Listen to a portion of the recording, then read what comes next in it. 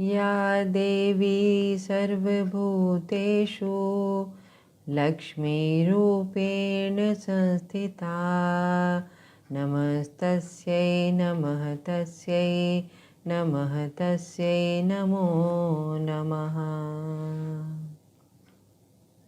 12वां अध्याय देवी चरित्रों के पाठ का महात्म्य। ध्यान। मैं 3 नेत्रों वाली दुर्गा देवी का ध्यान करता हूँ। उनके श्री अंगों की प्रभा बिजली के समान है। वे सिंह के कंधे पर बैठी हुई भयंकर प्रतीत होती हैं। हाथों में तलवार और ढाल लिए अनेक कन्याएं उनकी सेवा में खड़ी हैं। वे अपने हाथों में चक्र, गदा, तलवार, ढाल, बाण, धनुष, पाश और तर्जनी मुद्रा धारण किए हुए हैं। उनका स्वरूप अग्निमय है और वे माथे पर चंद्रमा का मुकुट धारण करती हैं। देवी बोली, देवताओं, जो एकाग्रचित्त होकर प्रतिदिन इन स्तुतियों से मेरा स्तवन करेगा, उसकी सारी बाधा मैं निश्चय ही दूर कर दूंगी। जो मधुकैटभ का वध, महिषासुर का वध, शुंभ निशुंभ के संहार के प्रसंग का पाठ करेंगे, अष्टमी, चतुर्दशी और नवमी को भी जो एकाग्रचित्त होकर भक्तिपूर्वक मेरे उत्तम महात्म्य का श्रवण करेंगे, उन्हें कोई पाप नहीं छू सकेगा। उन पर पाप जनित आपत्तियां भी नहीं आएंगी। उनके घर में कभी दरिद्रता नहीं होगी और उनको कभी प्रेमी जनों के विछोह का कष्ट भी नहीं भोगना पड़ेगा। इतना ही नहीं, उन्हें शत्रु से, लुटेरों से, राजा से, शस्त्र से, अग्नि से और जल की राशि से भी कभी भय नहीं होगा। इसलिए सबको एकाग्रचित्त होकर भक्तिपूर्वक मेरे इस महात्म्य को सदा पढ़ना और सुनना चाहिए। यह परम कल्याणकारक है। मेरा महात्म्य महामारी जनित समस्त उपद्रवों और आध्यात्मिक आदि तीनों प्रकार के उत्पातों को शांत करने वाला है। मेरे जिस मंदिर में प्रतिदिन विधिपूर्वक मेरे इस महात्म्य का पाठ किया जाता है, उस स्थान को मैं कभी नहीं छोड़ती। वहाँ सदा ही मेरा सन्निधान बना रहता है। बलिदान, पूजा, होम तथा महोत्सव के अवसरों पर मेरे इस चरित्र का पूरा पूरा पाठ और श्रवण करना चाहिए। ऐसा करने पर मनुष्य विधि को जानकर या बिना जाने भी मेरे लिए जो बलि, पूजा या होम आदि करेगा, उसे मैं बड़ी प्रसन्नता के साथ ग्रहण करूंगी। शरद काल में जो वार्षिक महापूजा की जाती है, उस अवसर पे जो मेरे इस महात्म्य को भक्तिपूर्वक सुनेगा, वह मनुष्य मेरे प्रसाद से सब बाधाओं से मुक्त, धन धान्य पुत्र से संपन्न होगा। इसमें तनिक भी संदेह नहीं है। मेरे इस महात्म्य, मेरे प्रादुर्भाव की सुंदर कथाएं, युद्ध में किए हुए मेरे पराक्रम सुनने से मनुष्य निर्भय हो जाता है। मेरे महात्म्य का श्रवण करने वाले पुरुषों के शत्रु नष्ट हो जाते हैं और उनको कल्याण की प्राप्ति होती है और उनका कुल आनंदित रहता है। सर्वत्र शांति कर्म में बुरे स्वप्न दिखाई देने पर, ग्रहजनित भयंकर पीड़ा उपस्थित होने पर मेरा महात्म्य श्रवण करना चाहिए। इससे सभी विघ्न और भयंकर ग्रह पीड़ाएं शांत हो जाती हैं और मनुष्यों द्वारा देखा हुआ दुःस्वप्न शुभ स्वप्न में परिवर्तित हो जाता है। बाल ग्रहों से आक्रांत हुए बालकों के लिए यह महात्म्य शांतिकारक है। मनुष्यों के संगठन में फूट होने पर यह अच्छी प्रकार मित्रता कराने वाला है। यह महात्म्य समस्त दुराचारियों के बल का नाश कराने वाला है। इसके पाठ मात्र से राक्षसों, भूतों और पिशाचों का नाश हो जाता है। मेरा यह सब महात्म्य मेरे सामीप्य की प्राप्ति कराने वाला है। पशु, पुष्प, अर्घ्य, धूप, दीप, गंध आदि उत्तम सामग्रियों के द्वारा पूजन करने से, ब्राह्मणों को भोजन कराने से, होम करने से, प्रतिदिन अभिषेक करने से, नाना प्रकार के अन्य भोगों का अर्पण करने से, दान देने से 1 वर्ष तक जो मेरी आराधना की जाती है और उससे मुझे जितनी प्रसन्नता होती है, उतनी प्रसन्नता मेरे इस उत्तम चरित्र का एक बार श्रवण करने मात्र से हो जाती है। यह महात्म्य श्रवण करने पर पापों को हर लेता है और आरोग्य प्रदान करता है। मेरे प्रादुर्भाव का कीर्तन समस्त भूतों से रक्षा करता है और मेरा युद्ध विषयक चरित्र दुष्ट दैत्यों का संहार करने वाला है। इसके श्रवण करने पर मनुष्यों को शत्रु का भय नहीं रहता। देवताओं, तुमने और महर्षियों ने, ब्रह्मर्षियों ने जो मेरी स्तुतियाँ की हैं और ब्रह्मा जी ने जो स्तुतियाँ की हैं, वे सभी कल्याणमयी बुद्धि प्रदान करती हैं। वन में, सोने मार्ग में अथवा दावानल से घिर जाने पर, निर्जन स्थान में, लुटेरों के दाव में पड़ जाने पर या शत्रुओं से पकड़े जाने पर अथवा जंगल में सिंह, व्याघ्र या जंगली हाथियों के पीछा करने पर, कुपित राजा के आदेश से वध या बंधन के स्थान पर ले जाए जाने पर अथवा महासागर में जाकर नाव पर बैठने के बाद भारी तूफान से नाव के डगमग होने पर, अत्यंत भयंकर युद्ध में शास्त्रों का प्रहार होने पर अथवा वेदना से पीड़ित होने पर, किंबहुना सभी भयानक बाधाओं के उपस्थित होने पर जो मेरे इस चरित्र का स्मरण करता है, वह मनुष्य संकट से मुक्त हो जाता है। मेरे प्रभाव से सिंह आदि हिंसक जंतु भी नष्ट हो जाते हैं। लुटेरे और शत्रु भी मेरे चरित्र का स्मरण करने वाले पुरुष से दूर भागते हैं। ऋषि कहते हैं, यूँ कहकर प्रचंड पराक्रम वाली भगवती चंडिका सभी देवताओं के देखते देखते वहीं अंतर्ध्यान हो गईं। फिर समस्त देवता भी शत्रुओं के मारे जाने पर निर्भय होकर पहले की भांति यज्ञ भाग का उपभोग करते हुए अपने अपने अधिकार का पालन करने लगे। संसार का विध्वंस करने वाले महाभयंकर अतुल पराक्रमी देवशत्रु शुंभ तथा महाबली निशुंभ के युद्ध में देवी द्वारा मारे जाने पर शेष दैत्य पाताल लोक में चले आए। राजन, इस प्रकार अंबिका देवी नित्य होती हुई भी पुनः पुनः प्रकट होकर जगत की रक्षा करती हैं। वे ही इस विश्व को मोहित करती, वे ही जगत को जन्म देती और वे ही प्रार्थना करने पर संतुष्ट होकर विज्ञान एवं समृद्धि प्रदान करती हैं। राजन, महाप्रलय के समय महामारी का स्वरूप धारण करने वाली वे महाकाली ही इस समस्त ब्रह्मांड में व्याप्त हैं। वे ही समय समय पर महामारी होती और वे ही स्वयं अजन्मा होती हुई भी सृष्टि के रूप में प्रकट होती हैं। वे सनातनी देवी ही समय अनुसार संपूर्ण भूतों की रक्षा करती हैं। मनुष्यों के अभ्युदय के समय वे ही घर में लक्ष्मी के रूप में स्थिर हो उन्नति प्रदान करती हैं और वे ही अभाव के समय दरिद्रता बनकर विनाश का कारण होती हैं। पुष्प, धूप और गंध आदि से पूजन करके उनकी स्तुति करने पर वे धन, पुत्र, धार्मिक बुद्धि और उत्तम गति प्रदान करती हैं। इस प्रकार श्री मार्कंडेय पुराण में सावंडिक मनवंतर की कथा के अंतर्गत देवी महात्म्य में फल स्तुति नामक 12वां अध्याय। क्षमा प्रार्थना। अपराध सहस्राणि क्रियन्ते अहर्निशं मया दासोऽयमिति मां मत्वा क्षमस्व परमेश्वरी। आवाहनं न जानामि विसर्जनं पूजां चैव न जानामि क्षम्यतां परमेश्वरी। मंत्रहीनं क्रियाहीनं भक्तिहीनं सुरेश्वरी यत्पूजितं मया देवी परिपूर्णं तदस्तु मे।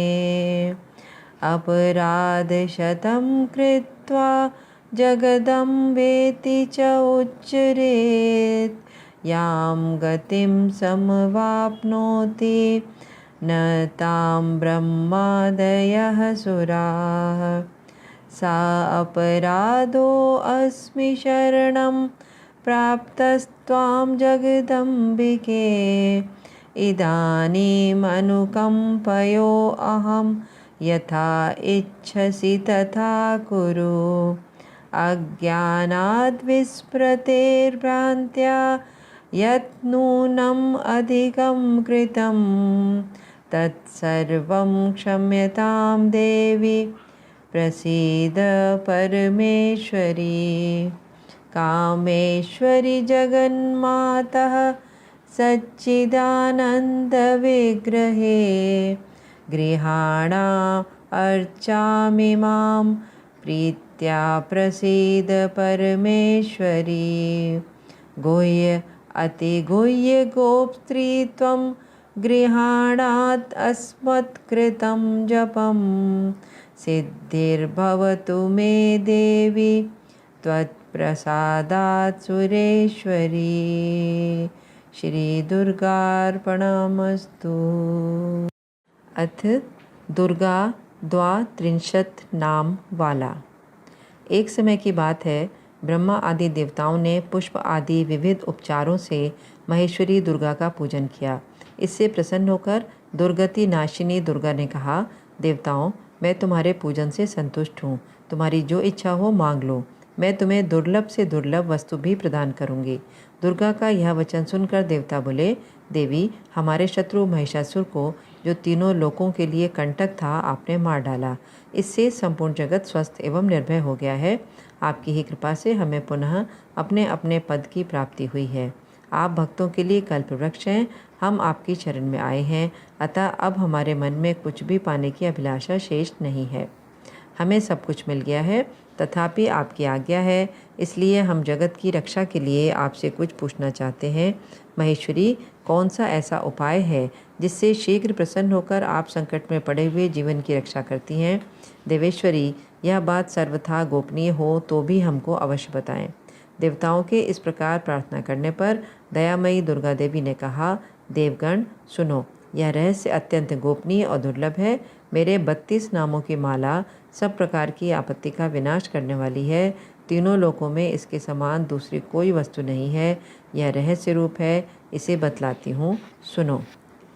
दुर्गा दुर्गार्तिशमने, दुर्गा पद्मनिवारिणे, दुर्गमच्छेदिनी, दुर्गसाधिनी, दुर्गनाशिनी, दुर्गत उद्धारिणी, दुर्गनिहन्त्री, दुर्गमापहा, दुर्गम ज्ञानदा, दुर्गदैत्यलोकदवानला, दुर्गमा दुर्गमालोका, दुर्गम आत्मस्वरूपिणी, दुर्गमार्गप्रदा, दुर्गम विद्या, दुर्गम आश्रिता, दुर्गम ज्ञानसंस्थाना, दुर्गम ध्यानभासिनी, दुर्गमोहा, दुर्गमगा, दुर्गमार्थस्वरूपिणी, दुर्गमासुरसंहन्त्री, दुर्गमायुधधारिणी, दुर्गमांगे, दुर्गमता, दुर्गम्या, दुर्गमेश्वरी, दुर्गभीमा, दुर्गभामा, दुर्गभा, दुर्गधारिणी,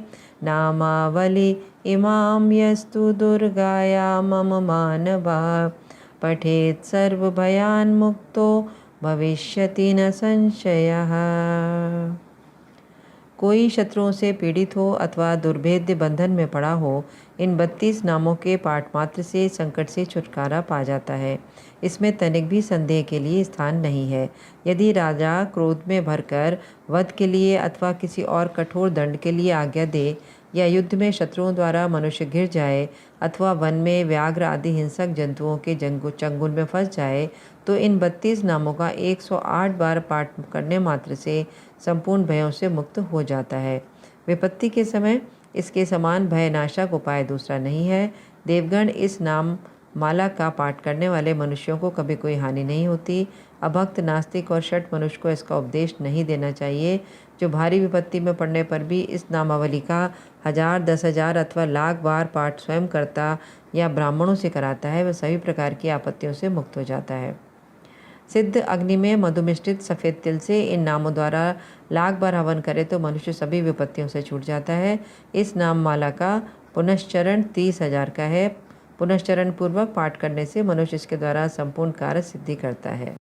जग जननी जय जय माँ, जग जननी जय जय, भयहारिणी भवतारिणी भवभामिनी जय जय, मैया जग जननी जय जय।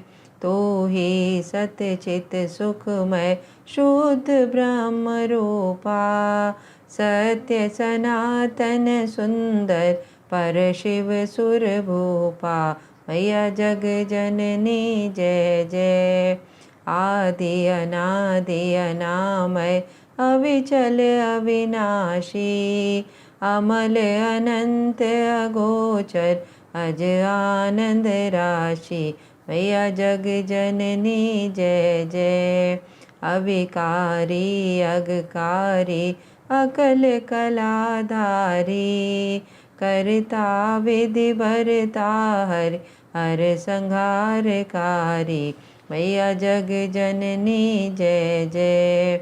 तो विधि वधू रमा तो उमा महामाया, मूल प्रकृति विद्या तो जननी जाया, मैया जग जननी जय जय।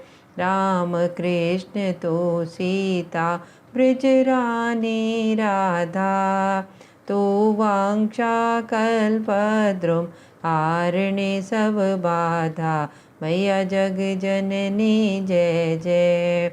दश विद्या नव दुर्गा नाना शस्त्र करा, अष्ट मातृका योगिन नव नव रूप धरा, मैया जग जननी जय जय।